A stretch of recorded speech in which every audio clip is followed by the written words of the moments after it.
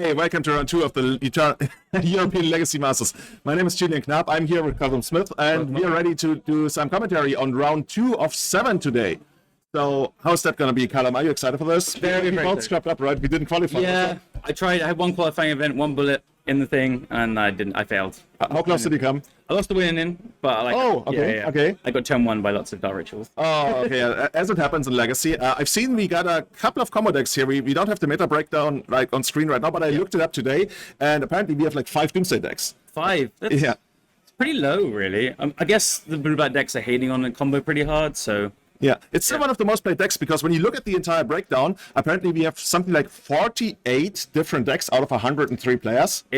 I was walking around there the last round, just like scanning the scene. There's just so much diversity. I think the top decks are probably like Underground Sea, Fair, Tempo, Death Shadowy stuff.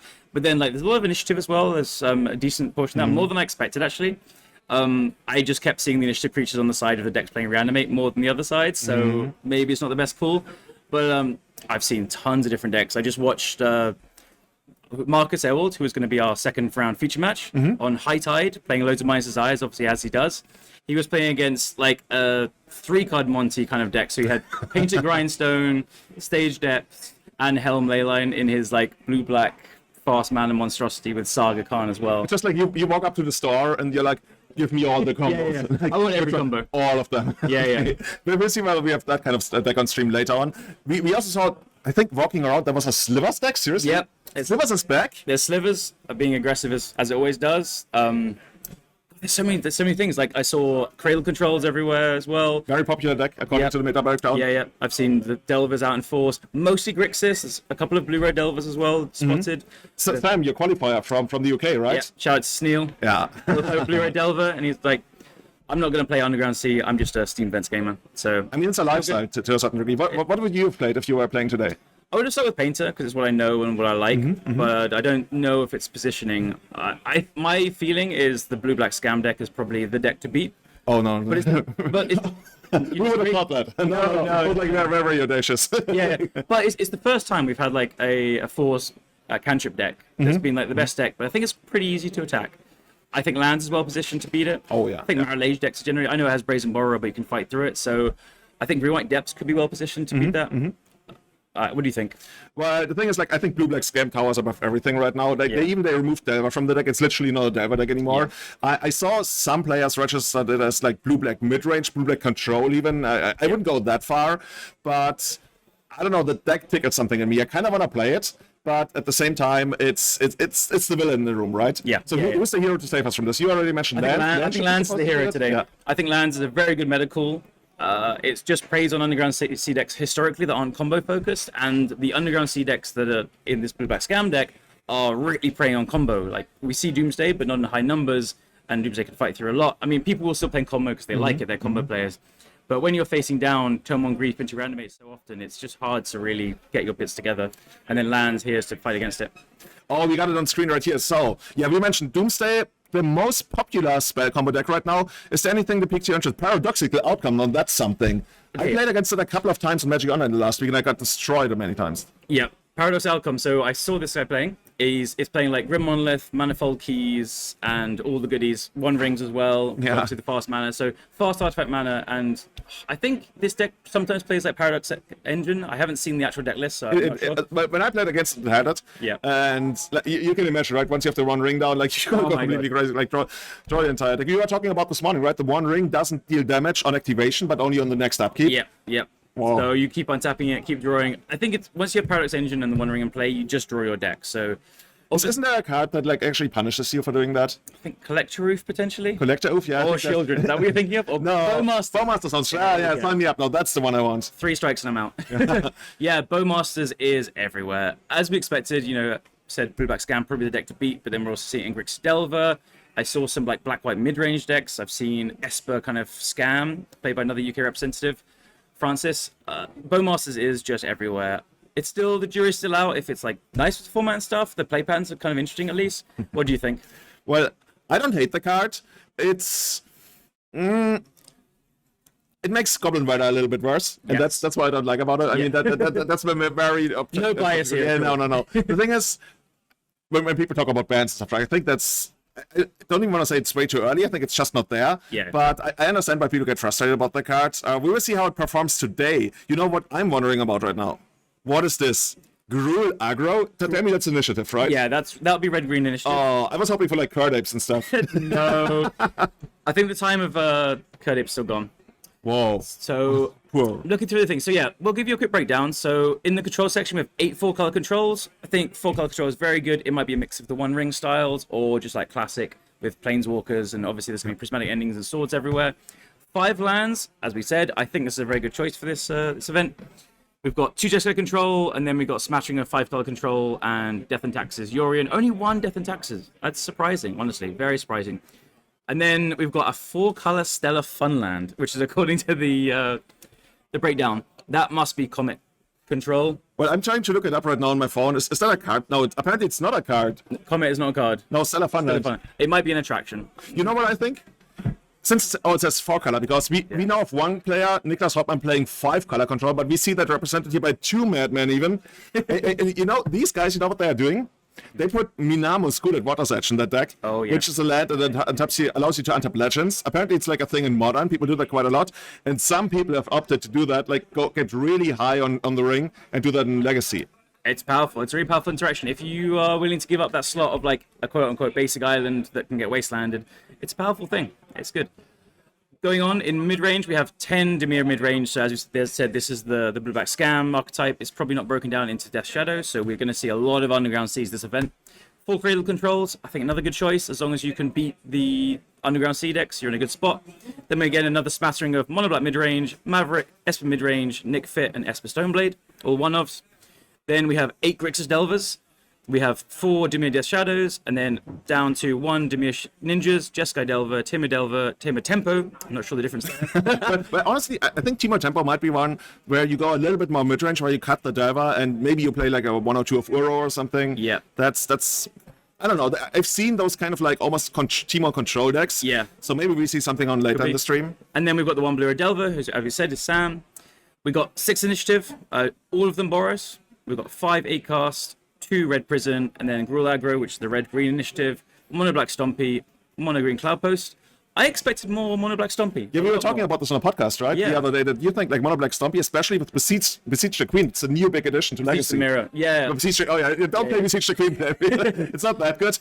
The jury's out on that card in the deck, but we were thinking if it comes in anywhere, it's probably there. I don't see many decks playing Besiege the Mirror, really. It doesn't seem to make a splash here, but people have not tested it. It might make an impact afterwards. And rounding things out, we have 3 Sephir Breakfast, 2 Abzan Depths, 2 Alluran, 2 Rakdos Painter. Then we have Naya Depths, Boros Painter, Green White Depths, Food Chain, Dimir Painter, and Elves. Straight up elves. Straight up elves. Whoa. I was birding this chap playing, and I can't remember what he played against round 1, but it's proper Glimpse, Nettle Sentinel Elves. Did he go really deep into it? Like, did he go off or? I didn't watch enough, I'll be honest. But I was watching around, just like birding all the tables. And then finally we have 5 Doomsdays, and then these are all one-offs. Omnitel, Reanimator, Ruby Storm, High Tide, who is going to be our feature match, Paradoxical Outcome, which we talked about, Mono Black Saga Storm, Rhinos, Burn, I didn't expect Burn. Okay, Burn? Dude, well, I don't know if we can get that on stream at some point. Maybe if they're doing well, I'd love to see Burn on stream. Can you imagine? Like, Burn against something like 5-color control? Just like price of progress you out of the game. The Burn player played against Sam, who was our Blue-Red Delver player. Blue-Red Delver did take it down, I got to see. It was incredibly tight. Sam had to dismember, paying 4 life, like an Eidolon, so taking 6 life total. Going down to 4, facing Burn with 1 card in hand, but it was not a Fire Blast. And he managed to close it out. I mean, that takes some real guts, right? You dismember the Eidolon against Burn. Like, sure, that costs like almost a third of my life total. I was looking at the faces, and they were like, gotta do what you gotta do. And I think the play won the game, so there we go. So, help me out. What is gonna be Rakdos Aggro gonna be? Rakdos Aggro. Wow, there is a Rakdos Aggro. How would you build that? So, your task as a streamer, as a podcaster, is to come up with Rakdos Aggro. What do you put in there? DRC and Bowmasters. Okay, yeah. Oh, yeah, that's actually a deck I played against that. Okay. I wouldn't have characterized the aggro, but you can certainly play it very aggressively. I think I'd play Grief and Reanimate as well. Yeah. Oh, so you're basically saying it's more like Death Shadow, almost like a scam and deck. Street Wraiths. I think I've seen this. It plays like Street Wraiths and Lotus Petals and all these things, and then the Street Wraiths, it just plays like 4 Blood Crypts and like 1 Badlands and stuff. One of the most interesting decks of the tournament, certainly. Yeah. This is a guess though. I haven't seen the deck list. We'll see. So yeah, really the top decks from the pure numbers perspective is 10 Dimir mid-range, 8 Grixis Delver, 8 4-color control, and then 6 Boros Initiative, and then 5 8 cast, 5 Doomsday, 5 lands. And then after that, everything is 4 copies or under. So we were talking about this on Everyday Eternal a couple of days ago. You expected something like 4 blue-black decks of any kind of variety in the top 8? It might be a bit less than that, but yeah, I really think the blue-black decks, like, look at the numbers again, we've got 4 Shadows, 8 Delvers and 10 mid-ranges. Like, it's a lot of Underground Sea decks to get into the top 8. So I'm sticking with 4 Underground Sea decks in the top 8. Mm-hmm. I mean, it's almost kind of like cheating. You also get like the benefit of having Doomsday, of which one of is probably certainly going to make top 8. It's just I'll correct it to 4 fair Underground Sea decks. 4 fair Underground Sea decks. And it doesn't even count 5 color. I'm saying Shadow, Delver, and mid-range. Mm-hmm. Yeah. Overall, when you think about it, on average, all of these decks have maximum 2-point-something players per deck list. Yeah. So this is kind of crazy, like this kind of diversity that we see here. And in speaking of diverse metagame, the only high-tide player in the room, if I remember correctly, Marcus Ewaldh from Sweden, qualifying and playing against Lou Dumez and Cradle Control. Marcus, I would say he's a crowd favorite. People love High Tide. It's a classic deck in Legacy. We don't see it that much these days. And he got a new toy, right? What's this new toy? It looks like it's his phone. He's tweeting about. No, he got a new toy that basically everybody in Legacy is excited for, right? We got Mind's Desire, card that has basically been banned ever since the inception of the format, has done a lot of damage in other formats, especially in Extended back then. And this also has allowed the deck to, I think, cut Cunning Wish from the main deck, or from the deck entirely. Yes. So I got the side view of like Marcus talking to me last night about all the different versions. There's like, I think all playing Mind's Desire, but it's like Sapphire Medallion with Spell Seekers and Snaps and stuff. This is kind of a pretty classic one. It's got your 4 Ponders and 4 Brainstorms, of course, and then Force of Wills, 4 High Tide, 3 Turnabout, and then he has the 4 Time Spiral and 4 Mind's Desires, these big payoffs. So he plays a Jace Wield of Mysteries as the win con. So no. Wait, to interrupt you. Is it his only win con? It's his only win con. It's literally his only win con? The only way this deck can win is with Jace Wield of Mysteries. Do you want to tell us what Jace does? Yeah. It's I believe it's 4 mana, right? It's a Planeswalker. It has a static ability. Whenever you draw a card, when your library is empty, you don't even need to draw a card from it, right? Yeah. You win the game. Whenever you would draw a card, you win the game if you... It's a Laboratory Maniac ability, basically. Yeah. And then one of the loyalty abilities is you mill yourself, or a target player mills himself and draws a card, something like that. Target player mills 2 and you draw a card. And the ultimate is also like you win the game if your library is empty. I think it's like draw 7 cards or something. On top of that, yeah. And we will see whether it's going to come to fruition. So how does the lack of Cunning Wish and the kind of flexibility it offers hurt him in the Cradle Control matchup here? Yeah, so I don't think it will hurt him very much. Cunning Wish is like a nice toolbox, but it is expensive. High Tide is a deck that like typically can only usually go off turn 4 very often. You'll see like High Tide off your 4th island and then 3 of them to cast your Time Spiral or something. But now with Turnabouts, you can go turn 3, you can just go like High Tide into Turnabout into Time Spiral or Mind's Desire as well. So I don't think Cunning Wish would get much relevant against Cradle Control. He might have had a removal spell or a bounce spell, but instead he has 4 Merchant Scroll in the deck and he has an Echoing Truth as his like flex answer to everything. So Echoing Truth is how he'll try and stay alive if the interaction from Lou lines up well. So what can Lou actually offer? Like I would think maybe something Endurance to basically reshuffle the deck so we can stop Chase from trying to take the game. It's kind of hard to tell, right? You don't really see this matchup all that often. The thing is, Marcus's graveyard doesn't get too full because the thing is he'll get a Jason play and then he'll just like activate it and then an endurance response and put the graveyard in there. But he's probably desired his whole deck. The idea is you go Desire into Desire into Desire and then your whole deck is gone. I mean that's how you advertise the deck, but we know it doesn't always work out that way. He won his last match twice by doing that. Oh, that's Desire amazing. into Desire, Desire, and because you get the storm count so high with the High Tide, Turnabout, Time Spiral, Ponder, Brainstorm, blah, blah, blah, blah, blah, you do get a really high storm count. So you just do Desire. And then off the Desire, he plays 4 Lauren Revealed, so you keep drawing cards. You can hit the Turnabouts to untap it and stuff. So he is very fast. So, I mean, the chances of fizzing is pretty low. And Endurance, if he Endurances, then Marcus can just probably Desire again. Okay. Yeah. So Lou is basically doing one of the most classical Cradle Control styles. I think that must be a lighted halfling on the artwork there. There's a lot into turn 2 Grist. Grist probably like not the best thing you can have against Marcus. And following up with a Chromox into an Elfish Reclaimer. So I'm actually wondering, is Allosaurus Shepherd like an absolute nightmare for Marcus, considering that he probably only has, let's say, Echoing Truth on the main deck to bounce it, and then Lou is like free to, I don't know, Natural Order for the win or something. There's Turnabout though, right? There is Turnabout. He can use Turnabout to tap all his creatures if there's a Crater Hoof hitting the field. I think Marcus is just trying to race. I don't think Marcus is trying to answer anything. Collector Roof is the most disruptive creature in these Cradle control decks often. Sometimes there's an opposition agent. I think it's been cut recently, but I don't think there's a canonist or anything like that to kind of play with the tool. So I think Marcus is just hoping to play another 4th land and go for it. And Lou probably recognizes he needs to just natural order and kill quickly. But we're seeing a pretty fast turn 2. Turn 1 halfling into turn 2 Chrome Mox, which is a very new innovation, like just a few weeks old. And look, there's a clock going at least. There's something. So I think both players need to recognize they just need to put the clock on each other, and it's a race. And High Tide is probably a little bit faster, but Cradle and Control can just kill turn 3 or 4 with a big Cradle Hoof as well. So yeah. You're right. There's no copy of Opposition Agent here. Okay. You got 3 copies of Orcish Bowmasters, which that should be another night for Marcus, right? Yep. The thing is, High Tide does draw a lot of cards. Marcus does draw a lot of cards. It's what he does. But Mind's Desire plays through it to an extent, and you Mind's Desire for a lot, and you can still you can play into Bowmasters. And if he doesn't get the clock going, so every point of damage here from Lou is going to matter, because if he gets a Bowmasters down, Marcus is restricted by how many cantrips and stuff he can cast. So here we see a 4th land for Marcus then. He's going to grab the 4th island, and are we going to see some fireworks? Some wavy fireworks. By the way, I'm looking at the tournament controller right now. There's a chance that a brother of Lou actually qualified for this tournament as well, unless there's a coincidence. There's both Dumez players. Oh, really? Yeah. We will see. Maybe later on. Cool. 2 brothers in the finals. We will see.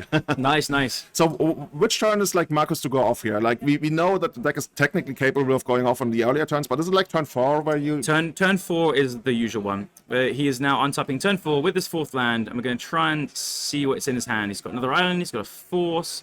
He's casting a High Tide. Here we go. Is that the Drew Tucker High Tide? Help me out. Which one's the best High Tide art? Chat, let us know in chat. Chat, let us know. I don't know. Is it going to be... This is the Surfboard, like this one. There's the Aquarium one, and there's the Murfolk one. And of course, the new school ones. But I like the Murfolk one as well. Yeah, the Murfolk one, but also the Surfboard. I like all the old ones. Alright, so now every single island is tapping for 2 because of the High Tide. He's got lots of mana, 8, 9, 10, and here comes the Time Spiral. So Lou has very wisely left up mana to play Bowmasters that might be drawn off Time Spirals. That could be a thing. There's 1, 2, 3 mana available here.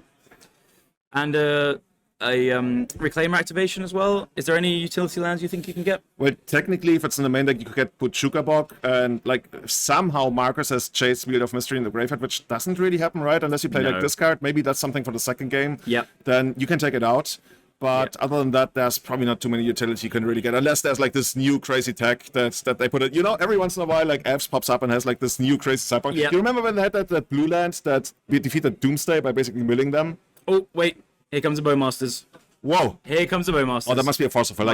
Marcus must be prepared for this. He's so happy to do this because this force is getting shuffled back in anyway. So he's much happier to be able to use the force and the card now before he redraws his hand. It's basically a free force of will, right? And Absolutely. also it ties down Lou's mana, so Lou only has 1 mana available at this point. So no, Bowmasters are now off the card.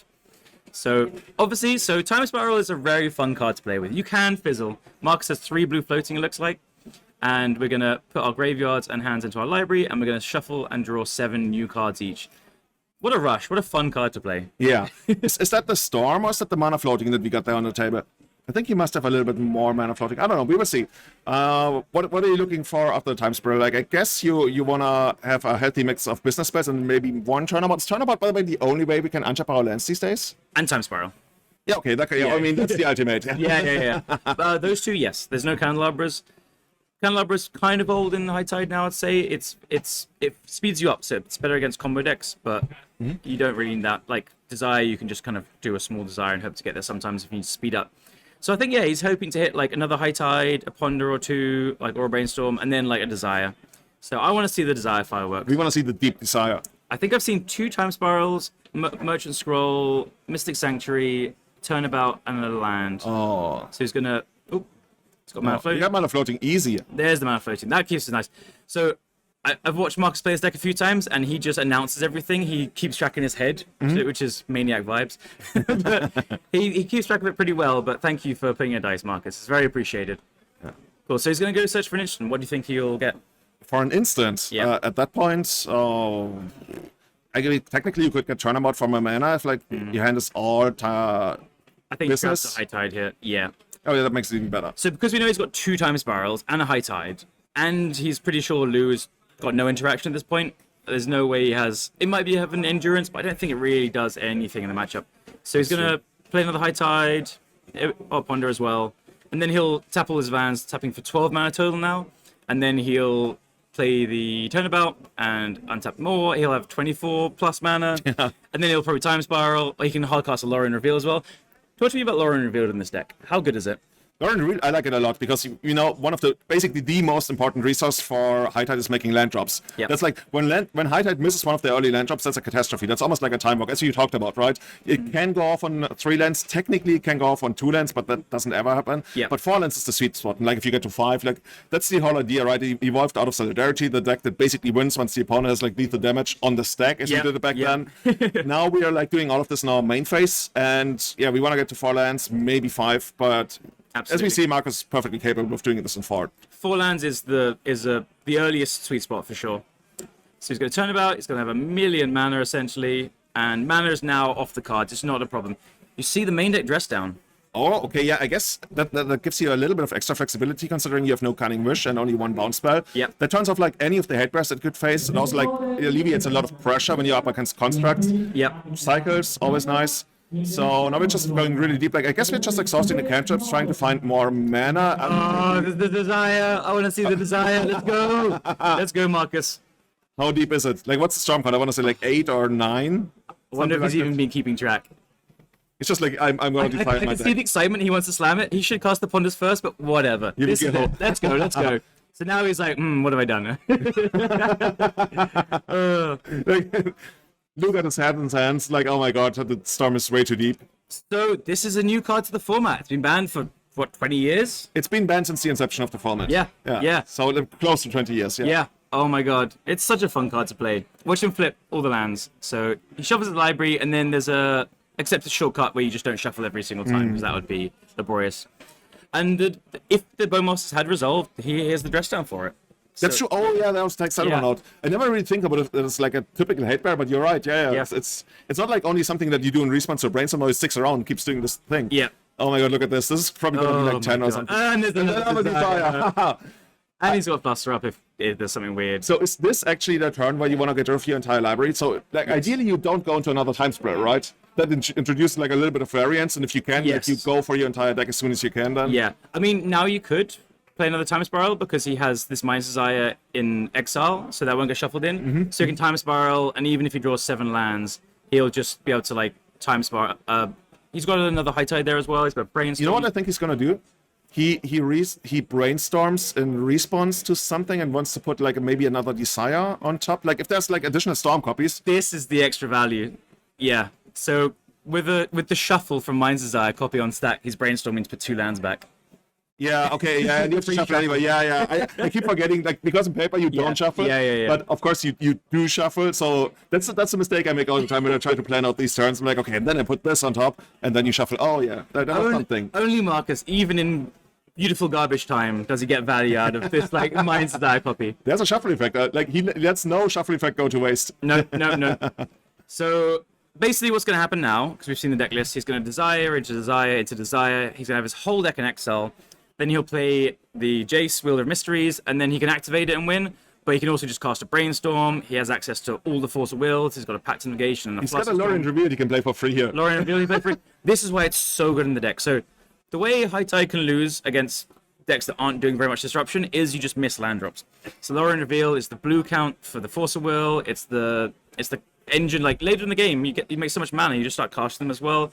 It hits your land drop. It's so good in this deck. I wonder whether at this point we are almost at a spot where it's like deterministic because the storm is so deep and we got the second Desire we can play. This is deterministic. The amount you can Desire for, plus all the draw spells you access to with like the Lorien Reveals, like this is. I'm happy to say this is 100% deterministic. I want to say this is the most elegant deck in the entire format, especially if you play these sweet. Are these Beta Islands? Might be. They are all Beta Islands. That's my favorite Beta Island, by the way. Yeah, it's lovely. Oh, Pact of Negation makes a lot of sense. Oh, there's the Chase. Yeah. I think Lou has seen it all. He's like, yeah, just show me the rest of your deck. Just show me your silly wink on. Yeah. It's like, what else is there? Lou's just like, give me your deck. I'm dead. So Marcus has 1 Pact, 1 Flusterstorm, and 1 Echoing Truth as pretty clean Motion Scrolls targets. So against a Chalice or any other hate bears and stuff, he can dress down against the creatures, or the Echo Truth is really there for chalices.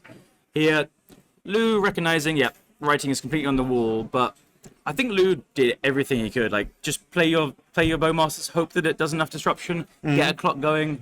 He even pitched the Natural Order to the Chromox to get like Grist down, so that probably in the hope to maybe draw a second Natural Order and then get a hoof with enough creatures, because Grist will make 2 or 3 tokens by that time. So even though Natural Order on turn 4 probably with that boss state was the way he would win, I think he recognized he needs to get enough creatures in play to actually be lethal from 20 as well, because Marcus was not going to give any free life points. So I'm looking at Lou's sideboard right now. So give me your ideas on these cards you got there. 4 Thoughtseize. That seems good. Yeah. You want to... It's a classic. You want to disrupt a combo deck, especially a spell-based combo deck. You need to discard. Yeah. Pithing Needle, Snuff Out, I would say that's a no. Nope. 2 copies of Force of Figure, no. Nope, doesn't hit anything. 2 Endurance is probably not. Nope. I don't think so. 1 God of Teak. There we go. This is a big game. Galactic is very, very good. So, as we see on screen right now, the Jace costs 4 mana, the Mind's Desire costs 4 mana, Time Spirit, Force of Will. Galactic is very, very good. Galactic has been incorporated in tons of Green Sun decks, or in this case, Fiend Artisan as well. Any deck tutoring it, find it.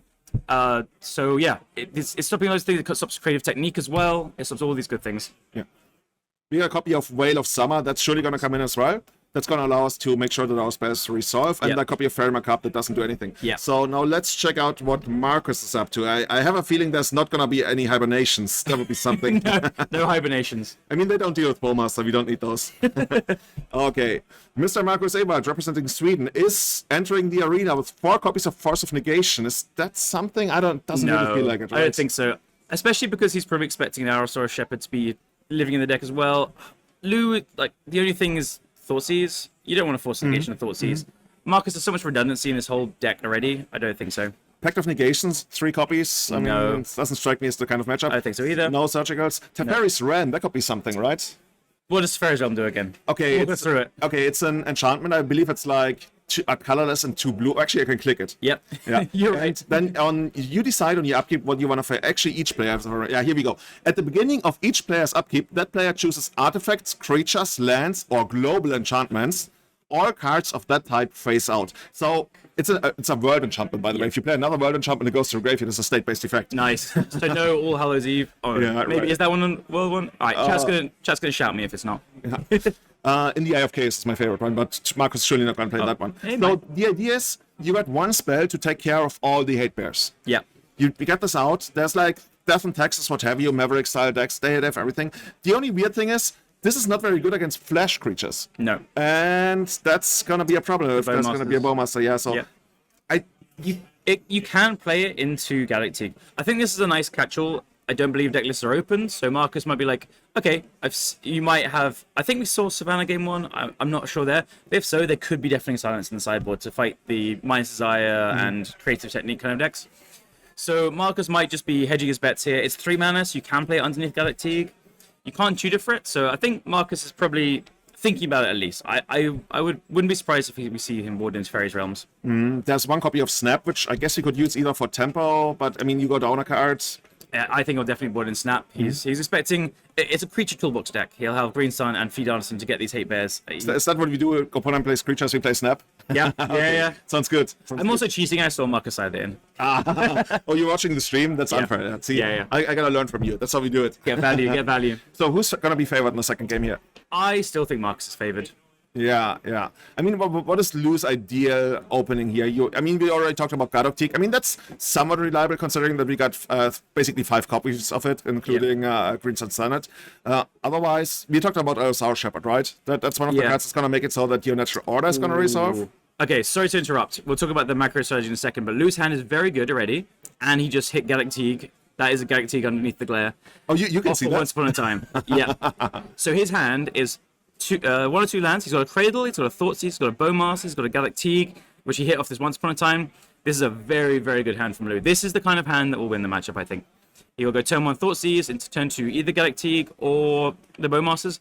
I think awkwardly, because the Cradle is obviously only tapping for green, he needs to choose whether to get a Bayou or a Savannah here. So I expect him to get a Bayou to cast the Thoughtseize. So he'll follow up with, if he has another non-Cradle thing, he can play the Bowmasters turn 2 and hope to draw the white source for the Galactic. Alright, what have we got with Marcus?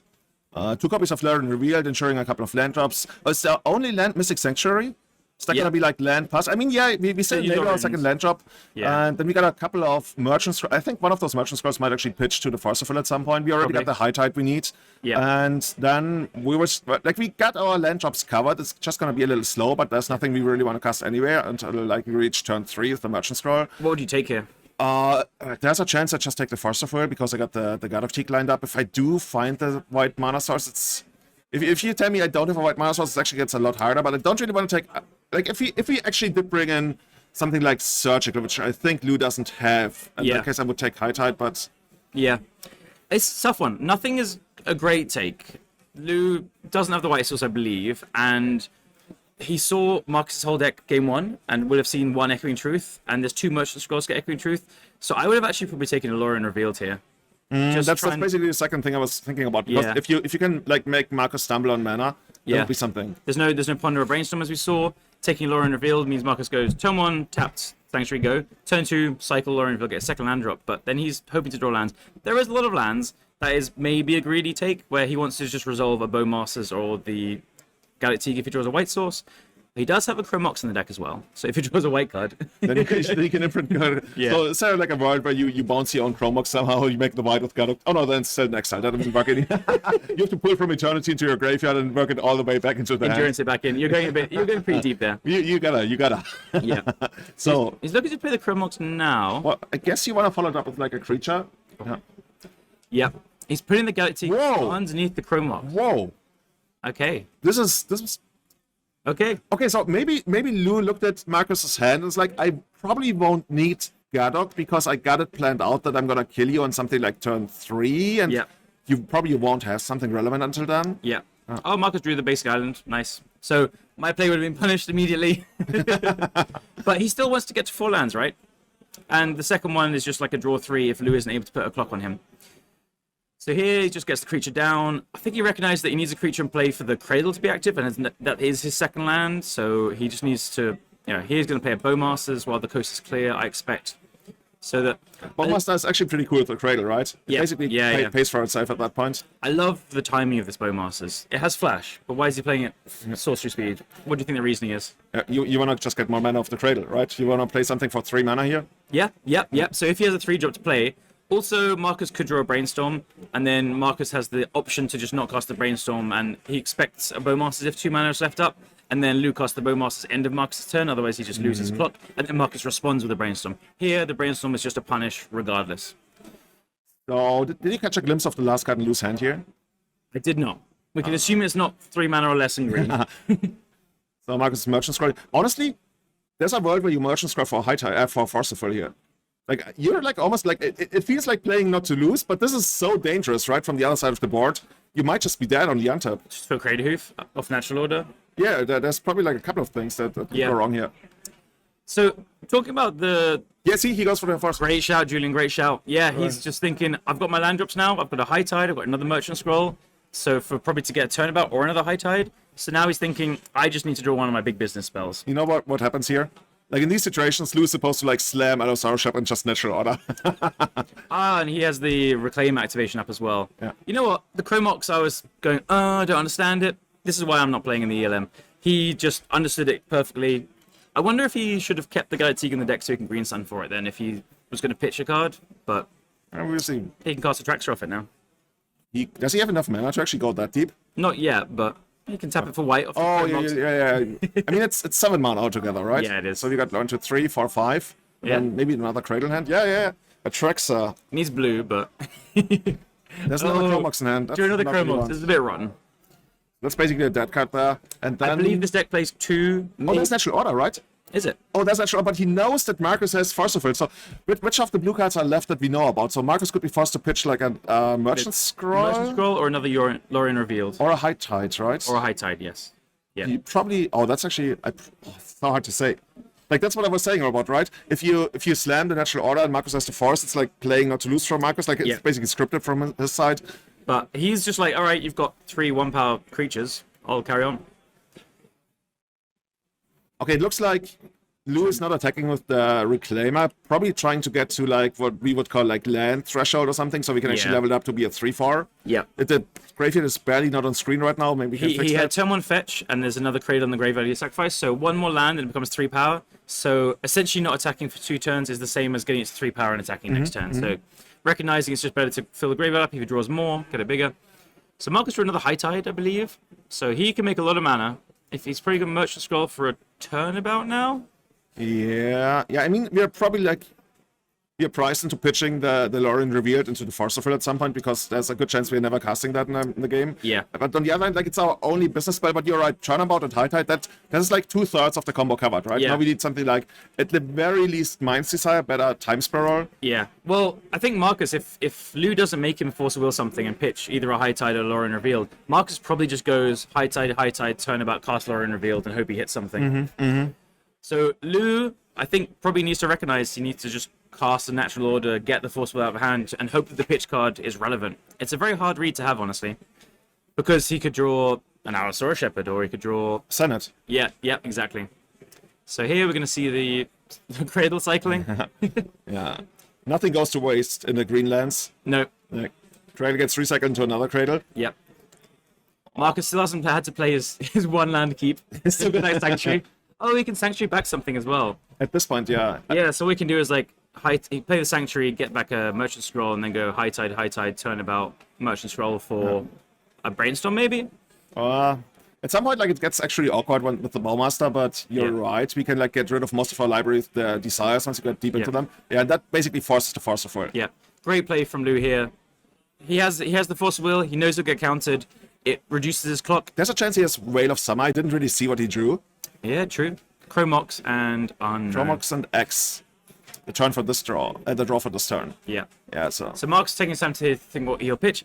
I think he'll pitch a High Tide, but there's definitely a good argument for Lorien Revealed. But at this point, he can just cast the Lorien, and it's his only action. Oh, he does have a Lorien Revealed. He cycled earlier as well, so he can Sanctuary that back as well next turn. Yeah, so that makes it even easier to pitch the Lorien Revealed, right? Probably. Yeah, and you go for that. Nice. Yep. Does he have the fail? Brutal. Oh my god. So that's like 16 plus 2, so it's like 18 damage. Yeah, that's enough. 16 damage. I think it's exactly lethal. No, it should be 18, because the Reclaimer is like a 3/4, right? Oh, it's 18. It's 18. Yeah, this is lethal. Oh, what a rip. The Veil of Summer. Cool. Such a good one-off. I like going for the natural a lot more now. Oh, ever so slightly. You come here for this hard-cutting... You know, Veil of Summer, one of those cards, I think ever since the blue-black scam thingy became like a mainstay in the format, that card should be so good, right? Yeah. Veil of Summer is... I'm surprised there's only one, but I guess Cradle Control is just playing to the board a lot. Yeah, that's true, that's true. Yeah.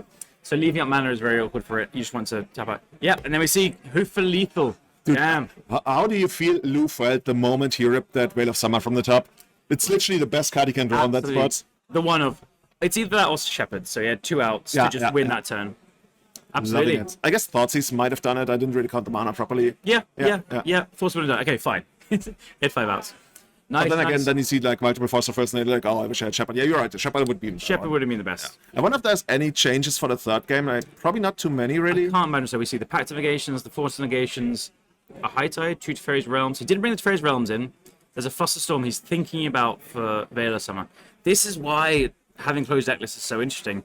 The one Veil of Summer, and Marcus is now, should I have Flusterstorm? It does hit Natural Order and Green Sun as well, and he's seen the Galactic as well now. Yeah, and he's going to be on a play, so he could technically also force Flusterstorm out on 1 Thoughtseize. Yeah. I like that. I like bringing Flusterstorm here. It's good. So, I don't think anything changes for Lou. I think Marcus has more information now. Yeah, right. There shouldn't really be any changes. Unless like he found out about something, but okay, Force of Will, no, Natural Order, yeah, that's a good card. Like, Lewis just rubbing it in again. This card's good. Last time when I played this and you died, that was funny, right? Let's do it again. So, I guess they're getting something like Oracle Text? Or is Michael... Oh, he has to... I was... dead. Yeah. Anyway. Oh, he was drawing that, he was saying, I guess. Okay. Marcus must have asked for a note. Cool. I said it anyway. Thanks, Marcus. Marcus was dead. We didn't pick up on that interesting fact. He was dead anyway. That's actually interesting. He was on 17 life or something. No, maybe the life counter might have not been updated because it said he was on 17, and I don't think he was on 17. Like, he must have taken a little bit damage earlier. He must have been attacked. Oh, but he didn't fetch. Masters. He did fetch, but Bowmasters attacked him a couple of times. Yeah, and he also forced at some point. Oh no, he forced. And it was 18 damage. I think he's dead. All right. So yeah, as I said, I don't think Lu changes anything. I think the Thought Seizers and the Galactic are obviously still very good. He didn't see anything new from Marcus. Marcus, though, has seen Galactic, which is a big difference to how he sideboards. So he's still got the Snap. He's still got the Echoing Truth, as we can see at the front of his deck here. He might be thinking about bringing into Teferi's Realm. Yeah. I mean, I don't hate it. It also depends on what you side out. Like, let's talk about it from the other side. What do you actually side out in this kind of matchup? Some of your protection spells, but like you talked about that you don't like Pact of Negation all that much. No, I don't think so. Like the most important stuff that happens actually happens on Lu's turn, right? Exactly, because Lu plays to the board, and then your Pact is like the worst thing you could have. Cradle Stompy. Yeah. You know, give it a little bit of time. They're gonna include Ancient Tomb. Actually, they're gonna figure out that Crystal Maiden is actually the way to go. Fast mana is good mana. All right. Yeah, I think Lu might just kind of trim some of the mana dorks potentially. Grist is not doing anything in this matchup. You can cut that one. Just the fair things.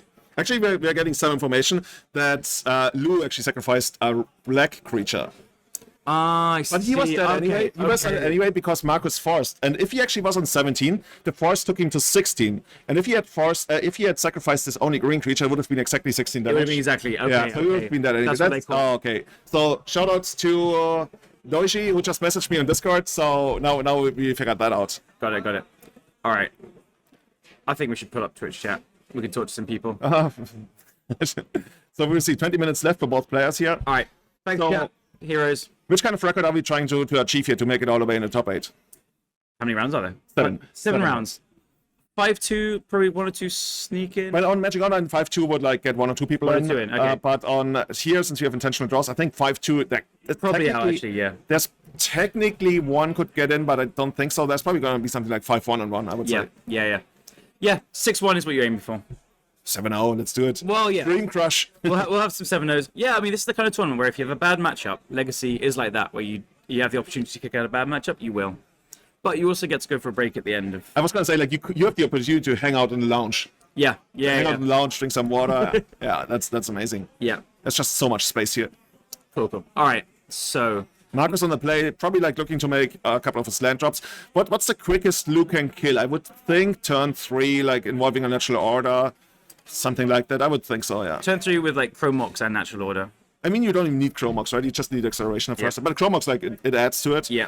It's kind of funny. Like, Lu had basically one of his very best cards, Galactic, imprinted in Chromox in the very first one. I don't even need this. No. I got you that anyway. So... Marks on the play, classic start. We see a Brainstorm, an Echoing Truth. The Jason is in his thing, a High Tide, another land. I saw Lu draw 2 Thought Seizers, so I think we're going to get to see Marcus' whole hand here in a second. Cool. We see the Fetch, which will no doubt get a Bayou. We see a classic Kai Sawatari High Tide counter on the top next to Marcus. Oh, I'm loving that one. It's got the moon and the sun. Oh, that's like a custom creation, right? It is, yeah. Yeah, I think you can get those for like 35 euros. Yep. All right. We both got our constructs for Painter from Kai, right? Yep, absolutely. By the way, Kai is going to be here commentating the finals with the 2 of us. Yep. So this is going to be an everyday Charlotte finals cast. So, Lu stopping here thinking, do I want to Thought Seize or do I want to play a Mana Accelerant? I think there's a Delighted Halfling in his hand. What do you think? A question as old as time. I think against Marcus' deck, in this position, I'd much rather play the Accelerator. Yeah, I agree. Yeah. It's just like Marcus is threatening technically Flusterstorm, Brainstorm, and like you gain so much from having 3 mana as opposed to 2 mana on the second turn. Yep. Oh, this is an end of turn Brainstorm? No, he drew his turn for the turn. Oh, you already drew? Okay. Get it played so you can't get Bowmastered. Smart. Very smart. Yeah. The best kind of Brainstorm, the main phase Brainstorm. Yeah, no, I totally agree with Lu's play here. Marcus can go off turn 3 earliest, so he knows he has time. It means Marcus can then play a card and find an interaction for the Thought Seize, but he hasn't seen anything apart from Forcible anyway, so... Alright. What do we see here? I'm trying to construct a scenario where he goes off on turn 2 with Snap. Then you untap, then you play... some like, but yeah, you're right. Turn 3 is basically the first realistic one. Turnabout. Desire. No, you probably like you put another High Tide in there at some point. Yeah. I mean, Marcus has played the deck so much, he's probably done that at some point. Yeah. But he lives to draw all the cards, so he'd rather go very deep. Yeah. So basically Lu's second turn is gonna dictate how how much of this game will probably go. If he manages to resolve the Thoughtseize, both players are getting a very good idea of what they're supposed to do going forward. Yep. But that's going to be a grindy. Oh, and no land, interestingly. I think Lou might have played a land before the Thoughtseize to play around Flusterstorm. And him not playing a land almost like gives me some kind of... Maybe it's just I think Flusterstorm's probably not on his radar, and it is a one-of in Marcus's deck. So we got 2 Time Sparrows, we got a High Tide, we got an Echoing Truth, the only bounce spell, and we got the Force of Will. So, I mean, it's hard to say what you want to take here if you're a loose spot, right? Marcus is constricted on untap effects and also on lands. Oh! Is the High Tide deck going to miss the third land drop? This is it. So we're talking about why Lorien Revealed is so good, is you can miss on lands. Marcus is praying to top deck some lands here. Yeah, if that's one of the worst things that could ever happen to a High Tide deck, like missing your third land drop. Absolutely. So what do you take here? This is hard. It's really hard because none of the cards are relevant right now, except for the Force, yeah. Yeah, Taste Force. I do believe there's a second Thoughtseize, and I think there's a very good argument for taking the High Tide and then make Marcus forcible the second Thoughtseize, which is coming next turn, because he only has the one buyer as the Black Source. Oh, look, he actually had the land. It's Dried Arbor, so we couldn't even have played around with plus stuff anyway. Cool. He's got a... Oh, I like that. He's got the Green Sun set it lined up. This is why I take the Force, of course. He has a Green Sun for the Galactic next turn. That's why. I mean, it can definitely still... truth, but... Yeah, I was going to say, it can still be bounced, but... Yeah. We'll see. Yeah, on Marcus just draws... Mind's Desire. That's not Mind's Desire here. No, that is not the Desire at all. Oh, classic High Tide things. Noble Hierarch. Ignoble, sorry. Ignoble Hierarch. The cutest one by far. Who would win Ignoble Hierarch versus Noble Hierarch? It depends on whether it's a fair fight or not. Unfair. Well, hands down, Ignoble Hierarch. Goblins never fight fair. I mean, Noble Hierarch is my favorite card, but I know what it's capable of, and it can't win a fight against Ignoble Hierarch. Yeah, alright, let's see. So here... Thing is, he knows about the Echoing Truth. He took the Force Will to resolve the Green Sun, I assume. He wants to go and get Galactic.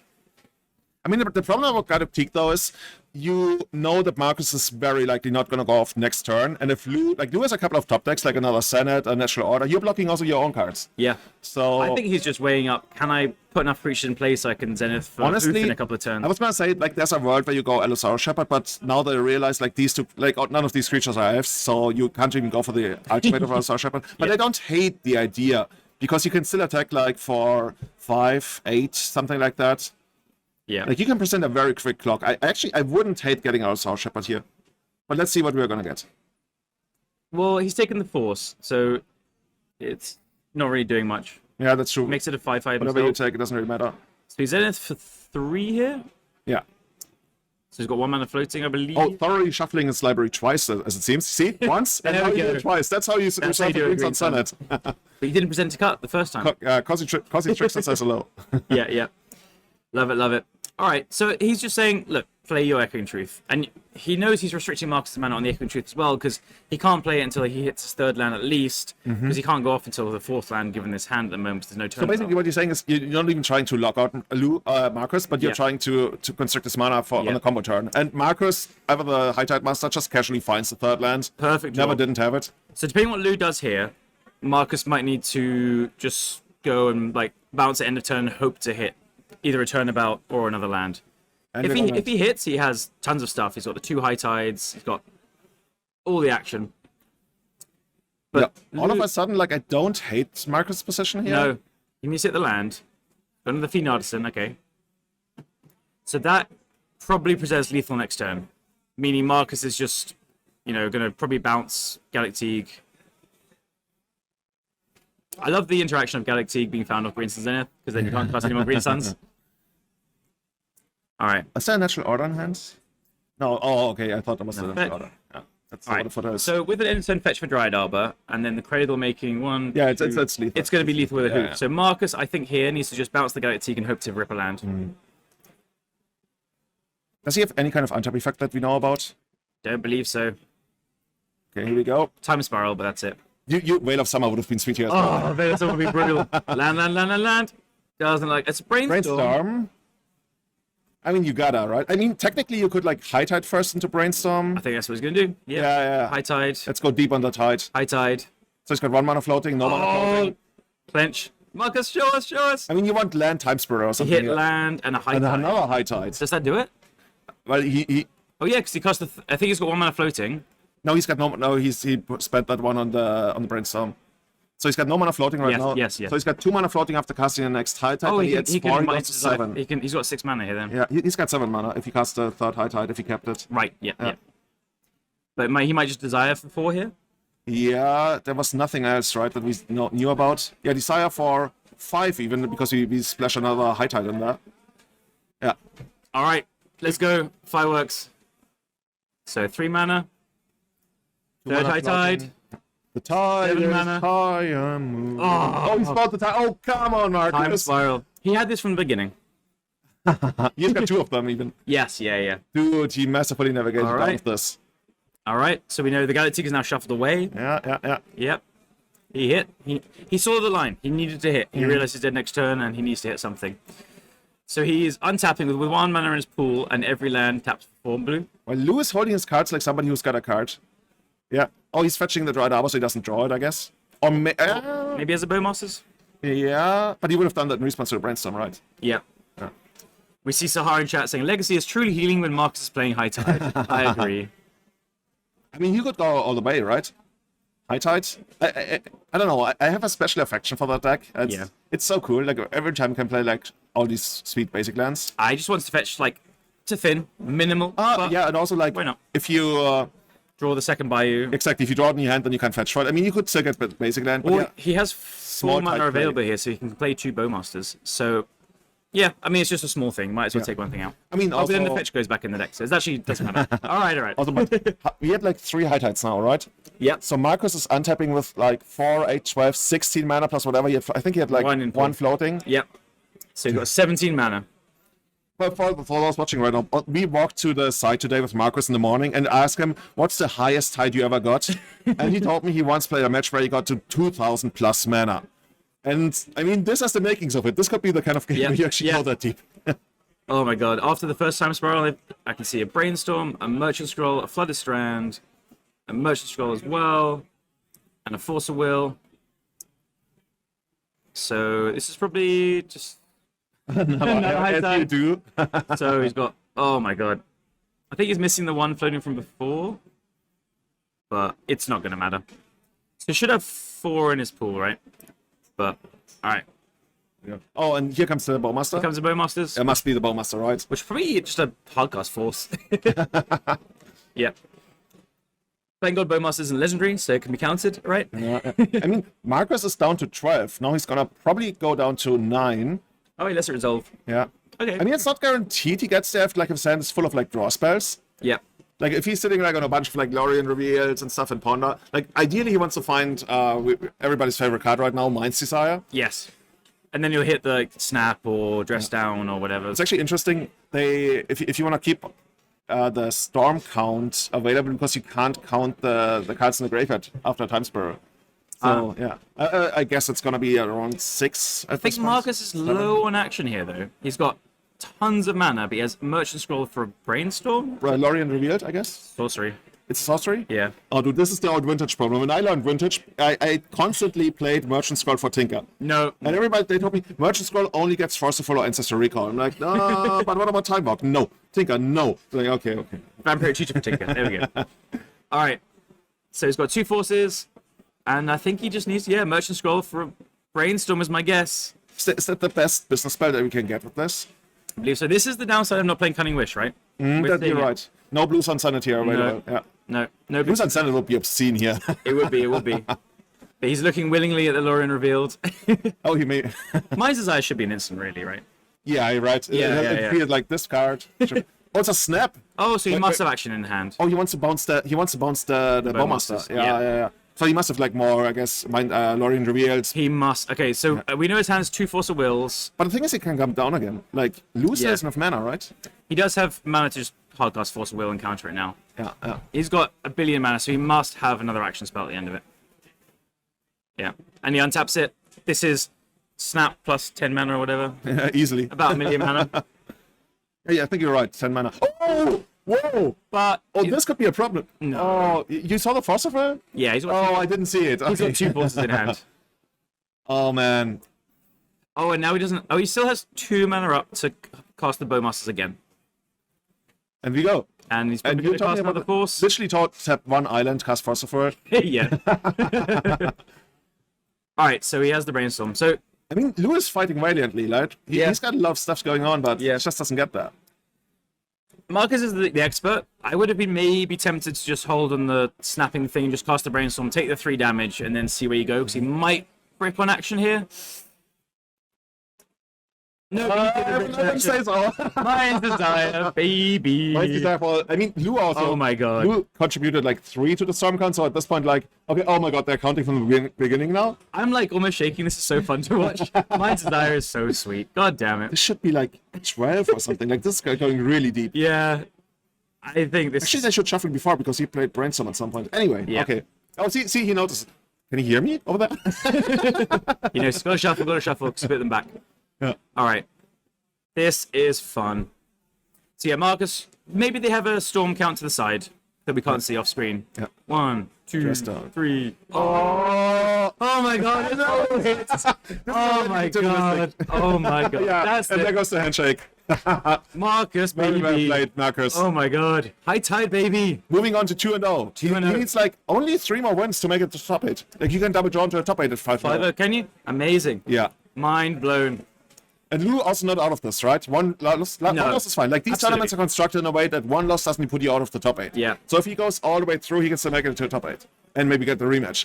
I'm so invigorated. That's just like maybe we can more people to play High Tide because the deck is just so beautiful and such a blast to play. If you enjoy this kind of play style where you're almost like solving a puzzle, and I mean, we looked at this hand, right? Marcus didn't really look like he was like in a good spot. Nope. And he made it work in the end. So no, he needed to draw a land, but then he drew the brainstorm into a land and the High Tide, and then Time Spiral is a crazy card as well. That's amazing. Yeah. As you said, I love how elegant it is, well, right? Just this one win con, doesn't dodge creature removal. It is what it is. Jace. And we even saw, so as we said, he played against this blue-black kind of all combos deck before, and his opponent had a Trick Bind in his hand at the end, but he could just cast Brainstorm in response to Trick Binding the Jace ultimate and stuff. So we do have a backup feature match. It's going to be, Matteo Blasi, that rings a bell, right? Matteo Blasi, he is Nimblest Mongoose. Yeah, exactly. One of the most old-school Canadian treasure players out there. Absolutely. And looks like he's on blue-black mid-range versus Magnus Fangekjær Christensen on Esper Stoneblade. Oh no, that's a blast from the past. Yeah. I would not have expected Esper Stoneblade. Yeah, I mean, I think a lot of people who love Esper Stoneblade, they go really deep on it and they will play it no matter what. Yeah. Maybe like Lingering Souls and stuff even. I don't know if we're going to see that. I would be surprised if we see Lingering Souls. Yeah. I think we have something like 20 minutes left in the round. I don't know if they already concluded that match. Like when I see the kind of matchup, I could see this one going really deep. Yeah. But yeah, it's like blue-black mid-range against Esper, like there'll be loads of removal spells on the Stone Forges and the Bowmasters, and they probably both have Teferis and not. Oh no, blue-black won't have Teferi, but you know what I mean. Maybe that's the next level. Sounds Ransom versus Narset and stuff. It works.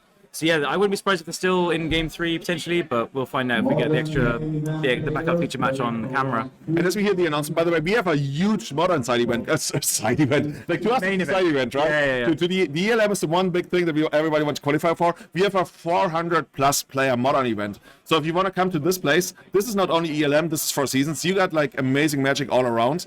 And it looks like, we're going to keep doing this right now.